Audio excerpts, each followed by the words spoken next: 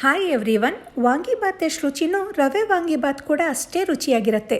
ಉಪ್ಪಿಟ್ಟು ಇಷ್ಟ ಇಲ್ಲ ಅನ್ನೋರು ಕೂಡ ಇಷ್ಟಪಟ್ಟು ತಿಂತಾರೆ. ಒಂದು ಪ್ಯಾನ್ನಲ್ಲಿ ಎಣ್ಣೆ ಮತ್ತು ತುಪ್ಪ ಕಾಯಿಸಿ ಅದಕ್ಕೆ ಗೋಡಂಬಿ ಹಾಕಿ ಹುರಿದು ಎತ್ತಿಟ್ಕೋಬೇಕು.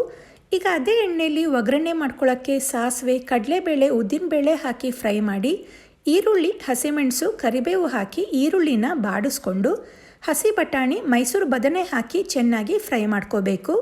ನಂತರ ಟೊಮ್ಯಾಟೊ, ರುಚಿಗೆ ತಕ್ಕಷ್ಟು ಉಪ್ಪು ಹಾಕಿ ಟೊಮ್ಯಾಟೊ ಸಾಫ್ಟ್ ಆದಮೇಲೆ ಮೇನ್ ಇಂಗ್ರೀಡಿಯೆಂಟ್ ವಾಂಗಿಬಾತ್ ಪೌಡರ್, ಅರಿಶಿಣ, ಖಾರದ ಪುಡಿ, ಚಿಟಿಕೆ ಹಿಂಗನ್ನು ಹಾಕಿ 1 ನಿಮಿಷ ಫ್ರೈ ಮಾಡಿಕೊಂಡು ನೀರನ್ನು ಹಾಕಿ ನೀಟಾಗಿ ಮಿಕ್ಸ್ ಮಾಡಿ, ನೀರು ಕುದಿಲಿಕ್ಕೆ ಸ್ಟಾರ್ಟ್ ಆದಮೇಲೆ ಫ್ರೆಶ್ ಕಾಯಿ ತುರಿ ಹಾಕಿ ಒಂದ್ಸಲಿ ಮಿಕ್ಸ್ ಮಾಡಿಕೊಂಡು ಹುರಿದಿರೋ ಬನ್ಸಿ ರವೆ ಹಾಕ್ಕೊಳ್ತಾ ಮಿಕ್ಸ್ ಮಾಡಿ ಸಿಮ್ನಲ್ಲಿ ಒಂದು 3 ನಿಮಿಷ ಬೇಯಿಸ್ಕೊಂಡ್ಮೇಲೆ ರವೆ ಎಲ್ಲ ಅರಳಿದ ಮೇಲೆ ಇದಕ್ಕೆ ನಿಂಬೆ ರಸ, ಕೊತ್ತಂಬರಿ ಸೊಪ್ಪು, ಹುರಿದಿಟ್ಕೊಂಡ ಗೋಡಂಬಿ ಹಾಕಿ ಮಿಕ್ಸ್ ಮಾಡಿದ್ರೆ ರವೆ ವಾಂಗಿಬಾತ್ ರೆಡಿ ಆಗುತ್ತೆ.